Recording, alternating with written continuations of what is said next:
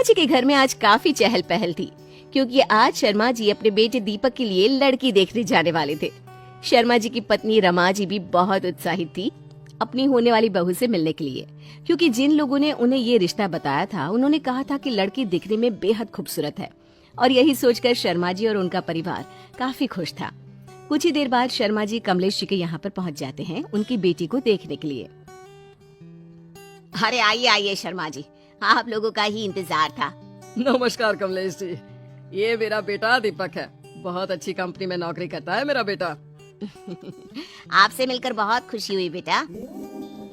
भाई शर्मा जी, हमें तो आपका बेटा बहुत अच्छा लग रहा है।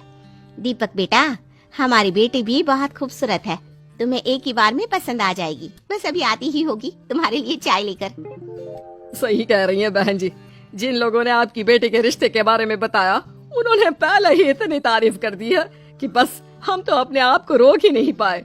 अब जल्दी से अपनी बेटी को बुला लीजिए। कुछ देर बाद कमलेश जी की बेटी चाय और नाश्ता लेकर वहाँ पर आती है। उसे देखकर दीपक बहुत खुश होता है। दीपक बेटा, लड़की से बातें कर लो। देखो, तुम दोनों एक दूसरे को पसंद कर लोगे तो झट से तुम्हारा रिश्ता पक्का करके शादी करवा देंगे। हाँ हाँ बेटा, शादी से पहले एक दूसरे से बात करना बहुत जरूरी है, फिर बाद में मत कहना कि जबरदस्ती शादी करवा दी। अरे शर्मा जी, आजकल के बच्चे बहुत होशियार हैं, सब कुछ समझते हैं। वैसे भी हमारी बिटिया तो बहुत संस्कारी है। दीपक बेटा, हमारी बेटी पसंद है ना? मुझे तो बात करने की भी जरूरत नहीं है। ये तो इतनी खूबसूरत है कि मैं तो इन्हें देखते ही इनसे शादी करने के बारे में डिसीजन ले चुका हूँ। दीपक लड़की से कोई बात नहीं करता। लड़की का नाम आरती था। लड़की का नाम सुनने के बाद दीपक और ज्यादा खुश हो जाता है। शादी करके आरती घर आती है।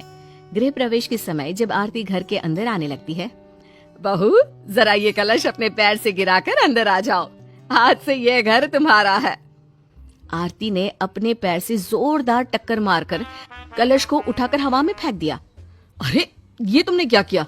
माँ ने कहा था कि कलश को धीरे से पैर लगाना है। बस मेरा मन किया तो मैंने कर दिया। कोई बात नहीं बेटा, लगता है अभी इसके अंदर बचपना है। आरती बिटिया सुंदर होने के साथ साथ शरारती लगती है। हाँ। अगली सुबह रमा जी आरती से पहली रसोई बनाने के लिए कहती है। आरती बेटा, आज तुम्हें ही रसोई में जाकर खाना बनाना है। जल्दी से जाकर सबके लिए अच्छा सा हलवा बना कर ले आओ। थोड़ी देर बाद आरती रसोई से बाहर आती है। ये लीजिए, आप सबके लिए स्पेशल हलवा। रमा जी और शर्मा जी जैसे ही हलवा खाते हैं, अरे ये क्या है? इसमें तो बहुत मिर्च है। ये कोई हलवा थोड़े ना है। हलवे में तो मीठा डाला जाता है। ये क्या बनाया है बहू? हाँ आरती, हलवे में मिर्ची कौन डालता है? तुम्हारी तबीयत तो ठीक है ना? मैं तो मजाक कर रही थी। मजाक। दीपक बेटा, कोई बात नहीं, लगता है बहू बहुत थक गई है। आरती बेटा, तुम अपने कमरे में जाकर आराम करो। हाँ। इसी तरह आरती बार बार अजीब अजीब हरकतें किया करती थी, लेकिन उसकी सुंदरता के आगे शर्मा परिवार को उसकी हरकतों से कोई आपत्ति नहीं थी। और फिर एक दिन शर्मा जी के दोस्त उनसे मिलने घर आते हैं। आइए आइए भाई साहब। बहन जी, कितने दिनों के बाद आना हुआ आपका? अरे क्या है ना, शहर से बाहर गए हुए थे, इसलिए आपके बेटे की शादी में भी नहीं आ पाए। आपकी बहू से तो हम लोग मिल भी नहीं पाए, जरा बहू से तो मिलवाइए। हाँ हाँ, क्यों नहीं, अभी बहू को कहती हूँ आपके लिए चाय बना कर लाएगी। कुछ देर बाद आरती हाथ में चाय की ट्रे लेकर वहाँ पर आती है। आरती को देखकर, अरे वाह शर्मा जी, आपकी बहुरानी तो बहुत सुंदर है, बड़ी प्यारी है। हाँ, देखने में बड़ी सुंदर है भाई। दीपक की पत्नी ऐसी सुंदर बहू तो सबको अपने घर में चाहिए। हाँ हाँ, आप सही कह रहे हैं, हमारी आरती बहुत सुंदर है। ये लीजिए, चाय पीजिए। लगता है चाय में नमक है। आपकी बहू ने गलती से चाय में नमक तो नहीं डाल दिया? अरे हाँ, सही कह रहे हैं, चाय के अंदर तो बहुत सारा नमक डाला हुआ है। माफ कीजिए, बहू को घर के काम करने की आदत नहीं है ना, हो सकता है गलती से पीसी हुई चीनी की जगह नमक डाल दिया होगा, माफ कीजिए। अरे कोई बात नहीं ना, मैं आप लोगों के लिए चाय बना कर ले आती हूँ। आरती बेटा, ये क्या कर दिया तुमने? मजा आया, मजा आया, आप सबको मैंने पागल बनाया, मजा आया। हैं? ये क्या मजाक है? आपकी बहू की दिमागी हालत ठीक नहीं है क्या? दिखने में इतनी सुंदर, सर से पैर तक जैसे कोई अप्सरा हो, लेकिन हरकतें तो देखो इसकी। अरे नहीं नहीं भाई साहब, बहन जी ऐसी कोई बात नहीं है। वो क्या है ना, बहू को जरा मजाक करने की आदत है। इस तरह भला कोई घर आए मेहमानों से मजाक करता है? मुझे तो लगता है कि आपकी बहू पगला गई है। अंकल गंदे हैं, अंकल गंदे हैं, मुझे पागल कहा, मैं कितनी सुंदर हूँ। अरे बहू ये क्या कर रही हो तुम? ये क्या बचकानी हरकत है? मेरे जैसी सुंदर बहू को कोई पागल कहता है क्या? मैंने तो चाय का टेस्ट बदलने के लिए जानबूझकर उसमें नमक डाला था। फिर ये गंदे अंकल ऐसा क्यों कह रहे कि मैं पागल हूँ? हाँ, पागल तुम हो गए। अरे आपकी बहू तो सच में पागल है, देखो तो कैसे बात कर रही है। क्या बात है, आप सब लोग आरती को पागल क्यों कह रहे हैं? मैं इतनी सुंदर हूँ, मैं इतनी सुंदर हूँ, मैं क्या करूँ? ये सब मुझे पागल कह रहे हैं। मैं कितनी सुंदर हूँ ना। देखिए शर्मा जी, मुझे तो लगता है कि आपने अपनी बहू के सुंदरता के चक्कर में उसकी हरकतों पर जरा भी ध्यान नहीं दिया है। इस तरह सुंदरता के पीछे इतना पागल हो जाना भी ठीक नहीं है। मुझे भी लग रहा है कि अंकल आप ठीक कह रहे हैं। शायद आरती के साथ कुछ तो परेशानी है। मैं अभी इसके घर छोड़कर आता हूँ। नहीं बेटा, ये तुम गलत कर रहे हो। माना कि तुम्हारी पत्नी आरती की दिमागी हालत ठीक नहीं है, लेकिन शादी तो तुम्हारी मर्जी से हुई है ना। मुझे लगता है तुम्हें इसका इलाज करवाना चाहिए। हाँ बेटा, बहन जी ठीक कह रही हैं। तुम्हें अब आरती का इलाज करवाना होगा। देखो जैसे भी है, अब वो तुम्हारी पत्नी है। हाँ हाँ बिल्कुल, और तुमने अपनी पसंद से ही तो आरती से शादी की थी। माना हमने भी आरती को पसंद किया था, पर कोई बात नहीं, अब हम इसका इलाज करवाएंगे। उसके बाद शर्मा जी का परिवार आरती का इलाज करवाता है और कुछ ही दिनों के बाद आरती एकदम ठीक होकर घर लौट आती है। बेटियां कब बड़ी हो जाती है पता ही नहीं चलता। आज की बेटी कल की बहू बनने ही वाली होती है, लेकिन क्या हो जब बच्ची बच्ची ही रह जाए। गीता, ये क्या हाल बनाया हुआ है इस अलमारी का? भला कोई अपने कपड़े इस तरह रखता है क्या? अब मैं कहाँ रखूं अपने कपड़े? यार बच्ची हो क्या तुम? अपने कपड़ों को कहीं भी एडजस्ट कर लो ना। मैंने तय लगाना नहीं सीखा, मैं नहीं रख पाती कपड़े। और हाँ, अगर अपनी वाली ठीक से रखो तो मेरे भी रख देना प्लीज। एडजस्ट करने के लिए जगह भी तो होनी चाहिए ना। यार ये कपड़े उतार कर फेंक देती हो, बिल्कुल बच्चों जैसी हो। रुको मैं सिखाता हूँ कैसे तय करते हैं कपड़े, ठीक है? ये क्या है, हर बात पर बच्ची हो बच्ची हो। रहने दो, रुको मैं करती हूँ। बहू अपना सारा सामान उठाती है, इतने में सारा सामान नीचे गिर जाता है। अब ये क्या है? उफ़ो, मैं चला, जो मर्जी करना है करो। शाम को बहू क्या है ये सब? घर तो पूरा चिड़िया घर लग रहा है। क्या हुआ मम्मी जी? ये घर का क्या हाल बनाया हुआ है? ऐसा लग रहा है हम किसी के घर में नहीं, मच्छी बाजार में आए हुए हैं। ये इतना शोर कहाँ से आ रहा है? अरे बच्ची हो क्या बहू, जो ऐसी हालत कर रखी है घर की? वो मम्मी जी, पड़ोस के कुछ बच्चे आए घर पर खेलने के लिए। मैं अभी उन्हीं के साथ खेल रही थी ना। अभी ठीक कर देती हूँ सब कुछ। बहू ये क्या कोई तुम्हारी उम्र है बच्चों के साथ खेलने की? वैसे ना तुम्हारी हरकतें मेरी समझ में ही नहीं आती। पता नहीं माँ बाप ने कैसे पाला है तुझे। बहू को बड़ा दुख लगता है कि कभी माँ ने तो कुछ बोला नहीं, लेकिन सास को क्या हो गया। लेकिन उसे क्या पता कि माँ माँ होती है और सास सास होती है। पता नहीं इसकी माँ ने इसे क्या सिखाकर भेज दिया है। अरे माना कम उम्र में शादी हो रही है, लेकिन अगले दिन अरे बहू ये क्या? ड्राइंग रूम में झूला। ये किसने रस्सी बांधी है? मैंने बांधा है माँ जी, देखिए ना कितना मजा आ रहा है। अरे यार ये क्या बच्चों वाली हरकत है? बच्ची हो क्या? नहीं, लेकिन बूढ़ी भी नहीं हूँ। हर बात पर बच्ची हो बच्ची हो। अरे ये किसने कहा कि बच्चियां ही झूला झूलती हैं? इस बार बहू के मुंह से ये बात सुनकर सभी एक दूसरे को देखने लगते हैं। शाम को माँ क्या करूं मैं? शादी की थी, सोचा था कि हम सफर समझदार से मिलेगी, फ्यूचर प्लानिंग के साथ समझदारी की बातें करेगी, लेकिन ये तो। क्यों, क्या हो गया भैया? क्या बोला भाभी ने अब? अरे कह रही थी मुझसे चलो ना खेलते हैं, छुपन छुपाई खेलते हैं। अरे मैं परेशान हो गया हूँ, क्या करूं मैं? अब घर का तो यही हाल रहता। बहू को हर बात पर एक ही बात सुनने को मिलती। वो क्या? अरे बच्ची हो क्या बहू? और ये तेरे मुंह पे क्या लगा है?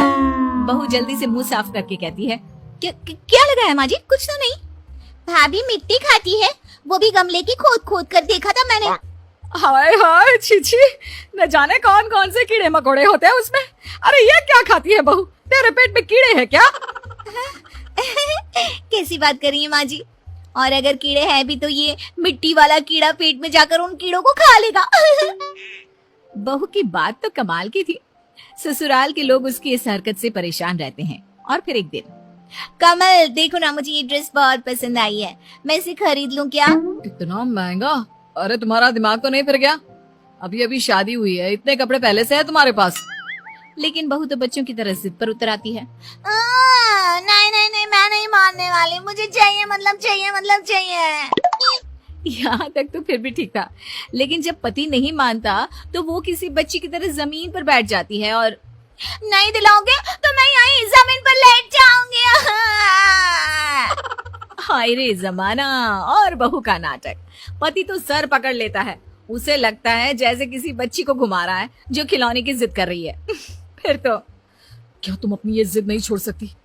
अब हटो, दिलाता हूँ तुम्हें, लेकिन प्लीज उठ जाओ, बच्ची हो क्या?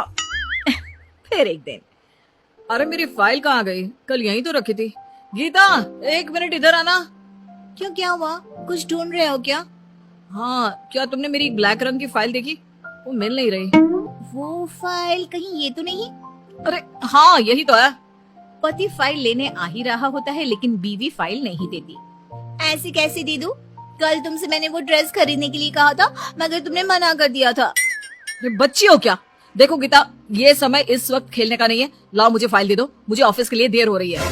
पहले तुम कहो कि तुम मुझे वो ड्रेस लाकर दोगे तभी मैं फाइल दूंगी। तुम पागल तो नहीं हो गई? ये छोटे बच्चों की तरह जिद करना छोड़ो और मेरी फाइल दे दो। वैसे भी मेरे पास इतने पैसे नहीं है, जानती हो ना? नहीं नहीं नहीं, जब तक तुम ड्रेस लाने का वादा नहीं करते मैं तुम्हें ये फाइल नहीं दूंगी। सास भी सर पकड़ लेती है कि ये क्या हो रहा है। खेल खेल में फाइल फट जाती है और पति का गुस्सा 7वें आसमान में चला जाता है। माँ, इसके घर पर फोन कर दो कि इसे आकर लेकर जाए। और हाँ, मैं जब शाम को आऊं तो इसके मम्मी पापा यहाँ हाजिर होने चाहिए। शाम को पति घर आता है, सभी साथ बैठे होते हैं। बीवी अपनी माँ के साथ उनका आंचल पकड़कर बैठी होती है। ये लीजिए, बेटा भी आ गया। पति सास ससुर का पैर छूता है और बीवी की ओर देखता है। आंखों में आंसू भरी बीवी माँ से चिपक कर ऐसे बैठी होती है जैसे कोई बच्चा। क्या हुआ, रो क्यों रही हो? अरे नहीं नहीं, रो नहीं रही। वो क्या है ना, बड़े दिनों बाद हम लोगों से मिली है तो इमोशनल हो रही है। तभी बीवी बोल पड़ती है। नहीं नहीं, मैं इसलिए नहीं रो रही हूँ। अरे तो फिर क्यों रो रही है? क्या हो गया? बच्ची नहीं बहू हो तुम। ऐसा ना बोले बहन जी, हम लोगों के लिए तो हमारी बच्ची बच्ची ही है। वो क्या है ना, कितनी मन्नतों के बाद भगवान ने दिया है इसे। हाँ बहन जी, इसकी गलतियों को माफ कर दिया कीजिए। कितनी गलतियां माफ करती, और कैसे कैसे गलतियां? चलिए चलिए, मैं इसकी अलमारी दिखाता हूँ। हाँ, और भाभी का वॉशरूम भी। बस एक किचन ही संभालती है, बाकी सब दिख रहा। ये देखिए कैसे ड्राइंग रूम में झूला लगाकर नाचती है। सभी अपनी अपनी बातें बोल रहे होते हैं कि बहू के पिता को गुस्सा आ जाता है। माना मेरी बेटी में बचपना है, लेकिन आप लोगों को कभी भूखा तो नहीं रखती ना। मायके में उसने कभी खाना नहीं बनाया, लेकिन आप लोगों के लिए अपनी माँ को फोन कर करके रेसिपी पूछती रहती है। हाँ बहन जी, आपको खीर पसंद है और आपकी बेटिया को हलवा, वो दोनों बनाती है। मैंने कई बार बोला कि इतनी मेहनत ना कर। दामाद जी, आपका टिफिन कैसा रहता है, कुछ तो बताइए। ससुर की बात सुनकर पति का चेहरा नीचे हो जाता है। हम तो अपनी बेटी के लिए मायके जैसा ही ससुराल देख रहे थे। आपने वादा भी किया था बेटी बनाकर रखेंगे, पर चलिए कोई ना, हम अपनी बेटी को ले जा रहे हैं। बहू रोते रोते पति की ओर देखती है, जैसे कह रही हो कि मुझे नहीं जाना तुम सबसे दूर। माँ, घर कैसा लग रहा है? जैसे कोई है ही नहीं। हाँ बेटा, बहू घर की रौनक थी, लेकिन अब भाभी नहीं है तो सुबह से खाना भी नहीं बना। मुझसे जितना होता है कर तो देती हूँ। आज ऑफिस में भी सब कह रहे थे कि भाभी के हाथ के खाने की बात ही कुछ और है। घर तो इतना मनहूस लग रहा है। भाभी होती थी तो सिर्फ हंसती ही रहती थी, बच्चों की तरह।